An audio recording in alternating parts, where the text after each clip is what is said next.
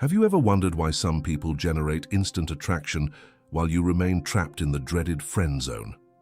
The difference between being liked and awakening burning desire isn't a matter of luck or physical appearance. It's a science you can master today. In the next few minutes, you'll discover exactly how to transform that simple "I like you" into an irresistible magnetic attraction. Most people make a fatal mistake when trying to attract someone. They confuse being nice with being attractive. Think about it. How many times have you been the safe option, the pleasant person everyone appreciates but no one desires? Neil Strauss discovered this after years of research. True attraction isn't born from comfort, but from emotional contrast. When you're predictable, when you're always available, when your behavior generates no surprise, you become invisible to desire.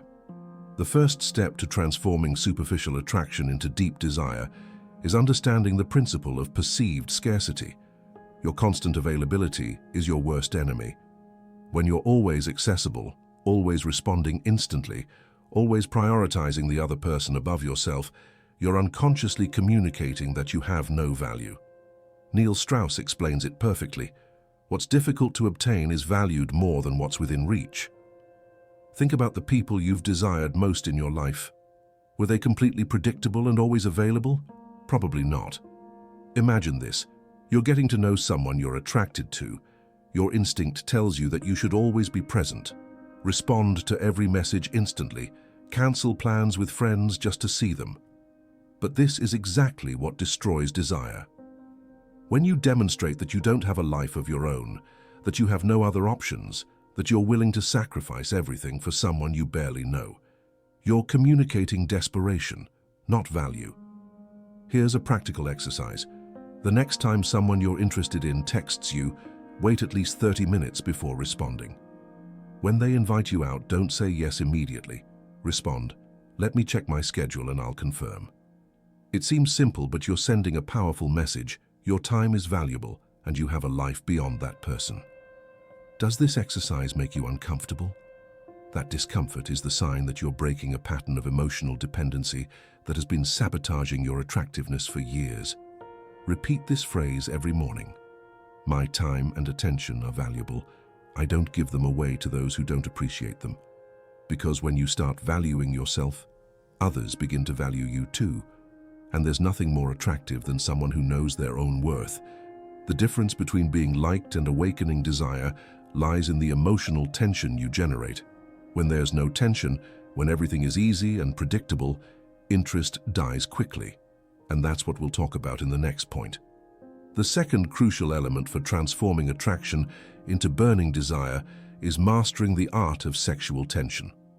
Most people confuse tension with discomfort, but they're entirely different concepts.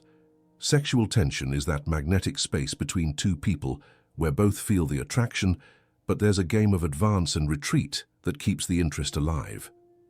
Neil Strauss describes sexual tension as the electricity generated in the space between two people who desire each other but haven't yet fully acted on that desire. The problem is that most try to eliminate that tension as soon as possible. You're attracted to someone and immediately reveal all your cards. You tell them how much you like them, give them all your attention, eliminate any mystery, and just like that, without realizing it, you've killed any possibility of burning desire. Has it ever happened to you that someone lost interest in you right after you clearly showed them how much you liked them? It's no coincidence. When you eliminate tension, you eliminate desire. Here's the secret few understand. Anticipation is more powerful than immediate satisfaction. Think about the best experiences of your life. What makes them memorable isn't just the peak moment, but all the anticipation that preceded it. The same applies to attraction. To create sexual tension, you need to master the art of advance and retreat. This means taking one step forward in intimacy and then half a step back. Showing interest and then focusing on something else. Getting physically closer and then establishing distance. This pattern creates an emotional roller coaster that becomes addictive to the human brain. Let's try an exercise. The next time you're with someone you're attracted to, maintain eye contact 1 second longer than normal, then look away as if something else caught your attention. Lightly touch their arm during the conversation, then pull back, creating space. Show vulnerability by sharing something personal, then switch to a lighter topic. You're creating a pattern of connection-disconnection that keeps the other person hooked, constantly wondering where they stand with you. Neil Strauss revealed that the most desired people aren't the most beautiful or interesting, but those who have mastered this dance of approach and distance. They're people who make you feel special one moment and the next leave you wondering if they're really interested. Not because they're playing games, but because they genuinely value their space and time. Remember this truth. When you create tension instead of prematurely relieving it, you're respecting the natural process of attraction. Desire needs space to grow, needs obstacles to strengthen. And speaking of obstacles, there's another crucial principle you must understand to transform a simple "I like you" into burning desire. And that's what we'll talk about in the next point. The third fundamental element for generating intense desire is the quality that Neil Strauss considers the most powerful in attraction: polarizing authenticity. Most people try to be liked by everyone, and that's precisely their mistake. They try to be a diluted version of themselves, harmless, that doesn't generate rejection in anyone. But what they don't understand is that what doesn't generate rejection doesn't generate powerful attraction either. Polarizing authenticity means expressing your true opinions, values, and desires without apologizing for them, accepting that this will intensely attract some people and repel others. And that's okay. In fact, it's perfect. Because burning desire isn't born from universal approval, but from deep connection with those who resonate with your true essence. Neil Strauss discovered this after years studying seduction masters. The most desired people aren't those who try to please everyone, but those who have the courage to be completely themselves, even when this means losing the approval of some. Think about the people who generate the most attraction around them. Are they people who try to please everyone? Or are they people who have defined opinions, who establish clear boundaries, who sometimes even generate controversy? Have you noticed that you tend to soften your opinions when you're with someone you're attracted to? Do you avoid controversial topics? Do you find yourself nodding to things you don't completely agree with? This behavior might seem safe, but it's killing any possibility of awakening real desire. The exercise to develop polarizing authenticity is simple but challenging. The next time you're in a conversation, express a genuine opinion about something you care about, even if you know it might generate disagreement. Don't be aggressive, just be honest. Watch what happens. People respect those who have the courage to express their true convictions, even when they don't agree with them. Many fear that being authentic will make them less attractive, but the truth is exactly the opposite. Your authenticity is like a magnet. It will repel those who aren't compatible with you, saving you time and energy, and will strongly attract those who resonate with your true essence. Repeat with me: I don't need everyone's approval. My authenticity will attract those who truly value me. This mindset won't only make you more attractive, but will also free you from the prison of trying to be someone you're not. Polarization is powerful because it awakens emotions, and emotions, not logic, are the fuel of desire. When you're authentic, you generate emotional responses in others. Some will be positive, others negative, but none will be indifferent. And indifference is the true enemy of desire. Neil Strauss puts it clearly: it's better to be intensely loved by a few than slightly appreciated by many. This philosophy won't only make you more attractive, but will lead you to deeper and more satisfying connections. But authenticity is just one part of the equation. To awaken burning desire, you need to master another crucial element that most ignore, and that's what we'll talk about in the next point. The fourth element to transform attraction into intense desire is what Neil Strauss calls the dominant reality frame. This concept might seem complex, but it's incredibly powerful once you understand and apply it. The reality frame is essentially who defines the rules of the game in an interaction. Most people enter relationships yielding their reality frame, completely adapting to the desires, expectations, and pace of the other person. They become satellites orbiting around someone else, and this instantly destroys any possibility of awakening burning desire. Think about it. Have you ever met someone who, without being particularly attractive by conventional standards, seemed to have an inexplicable magnetism? That person probably had a strong reality frame. They didn't allow others to define their value, their timing, or their priorities. They weren't desperate to fit in or to please, and paradoxically, that made them incredibly attractive. The dominant reality frame doesn't mean being controlling or manipulative. It means having a clear vision of who you are, what you want, and what you're willing to accept. It means not compromising your fundamental values just to please someone who attracts you. In practice, this manifests in small, decisive moments. For example, when someone tries to pressure you to do something you're not comfortable with, do you yield to avoid conflict, or do you maintain your position with calm and confidence? When you have a different opinion, do you express it with conviction, or do you soften it to avoid friction? These moments might seem insignificant, but they're precisely what determine whether you're perceived as someone who awakens desire or as someone who simply pleases. Neil Strauss discovered that the most desired people aren't those with the most impressive physique, but those who possess the confidence to maintain their reality frame, even in the face of social pressure or potential rejection. Here's a practical exercise. Identify 3 recent situations where you yielded your reality frame to please someone who attracted you.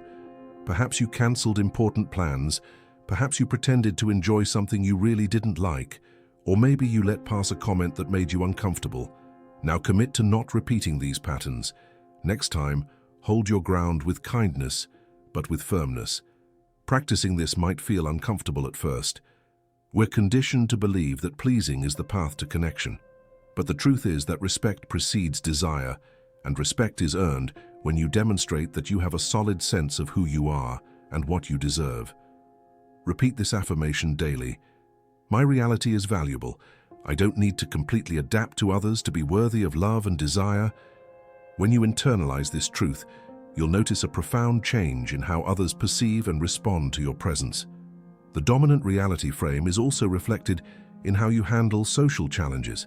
When someone tests you, provokes you, or questions your value, what Neil Strauss calls social tests, your response determines whether you're perceived as someone desirable or simply as another insecure person seeking approval.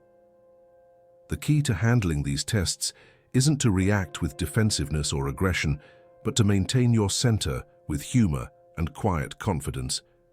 When you respond to a provocation not from insecurity, but from internal solidity, you communicate that your value isn't at stake.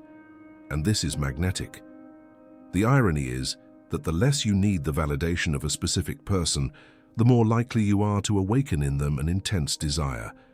Not because you're playing games, but because you're operating from a place of inner abundance rather than scarcity. But there's a 5th element, perhaps the most powerful of all, that can transform casual attraction into burning desire, and that's what we'll talk about in the next point. The 5th and most powerful element to convert a simple "I like you" into burning desire is mastering what Neil Strauss describes as underground communication. Most people focus exclusively on what they say with words, but the true magic of attraction happens in the nonverbal and subtextual levels of communication. Underground communication includes everything you don't explicitly say, but communicate through your gaze, your posture, the tone of your voice, the cadence of your movements, and most importantly, through the layers of meaning beneath your words. Think about the most desire-laden interactions you've experienced. What made them so intense wasn't what was explicitly said, but everything that floated in the air without being named. That tension, that electricity generated when 2 people communicate on multiple levels simultaneously. Neil Strauss discovered that the most magnetic people have developed the ability to maintain 2 conversations at once: the explicit conversation about everyday topics and the implicit conversation charged with emotional and sexual meaning. While discussing something as mundane as a movie or a restaurant, they're communicating interest, desire, and connection through sustained glances, strategic pauses, changes in physical proximity, and double entendres. The mistake most make is being too literal and one-dimensional in their communication. They express exactly what they think and feel, leaving no room for imagination, creating no layers of meaning that invite the other person to actively engage in the construction of meaning. Have you ever wondered why some people can say seemingly simple things but leave you thinking about them for days? They've mastered the art of underground communication. They don't just transmit information, they create an experience. Here's a practical exercise. In your next conversation with someone you're attracted to, practice the art of insinuation.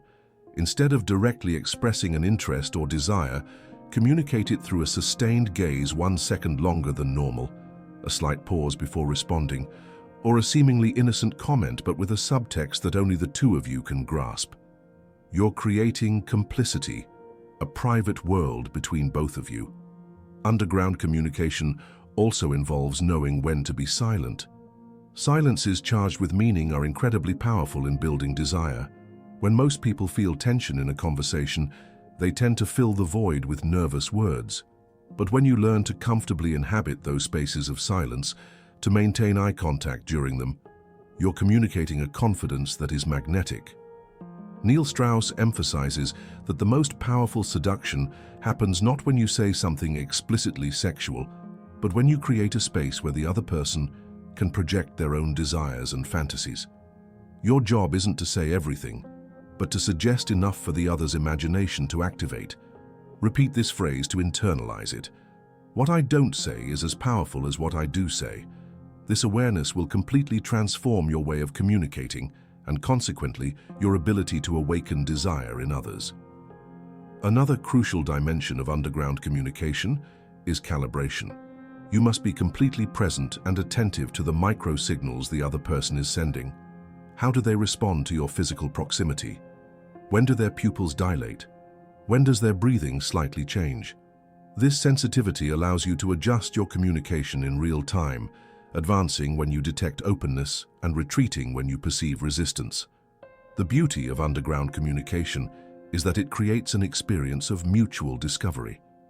You're not simply declaring your intentions or feelings, you're inviting the other person to a dance of meanings, to a joint exploration. And few things generate more desire than feeling that you're discovering something unique and special with another person, something that couldn't exist with anyone else. This form of communication has a transformative power because it activates the imagination. And imagination is the most powerful sexual organ we have. When you master underground communication, you're creating a space where desire can grow exponentially, fueled not only by what is happening, but by everything that could happen. If you've made it this far, you now possess the 5 fundamental keys to transform a simple "I like you" into a burning and irresistible desire. But now comes the most important part, integrating these principles into a coherent strategy that you can apply in your daily life. The truth that few understand about attraction and desire is that they're not static states, but dynamic ones. It's not about reaching a point and staying there, but about creating continuous movement, a dance of approach and distance, of revelation and mystery, of connection and autonomy. Neil Strauss came to this understanding after years of studying and practicing. The most powerful desire arises when there's a balance between security and uncertainty. You need to create enough connection and trust for the other person to feel safe, but also enough mystery and unpredictability to keep interest alive. Think about the best stories you've read or the best movies you've seen. What makes them memorable isn't that everything is predictable and safe, nor that everything is chaotic and incomprehensible. It's that middle point where you have enough information to feel emotionally connected, but not so much that you can predict exactly what will happen next. The same happens with human attraction. When you're completely predictable, you become boring. When you're completely erratic, you become unsettling. Desire flourishes in that middle space where the other person feels they know you enough to trust, but not so much as to take you for granted. And here's the crucial part that most ignore. This balance isn't something you achieve once and that's it. It's something you must constantly recalibrate. Dynamics change, people evolve, and what generated desire in one stage may not work in the next. Your challenge from today is to integrate these 5 principles into your way of being, not as isolated techniques, but as an authentic expression of who you are. Because in the end, the deepest and most lasting desire isn't born from what you do, but from who you are. I choose to value my time and energy. I choose to create tension instead of relieving it prematurely. I choose to be authentic even if that means not pleasing everyone. I choose to maintain my reality frame with quiet confidence. I choose to communicate not just with words, but with my whole being. Comment below. I choose to be magnetic, not just nice. Let the world know that you've made the decision to radically transform how you relate to others, how you manifest your value, and how you awaken not just passing interest, but deep and lasting desire. And if this video has brought you value, make sure to like it, subscribe, and turn on the notification bell to receive more content that will transform not only your relationships with others, but also your relationship with yourself. Because the most powerful desire is born when you become the best version of yourself, not for others, but for you.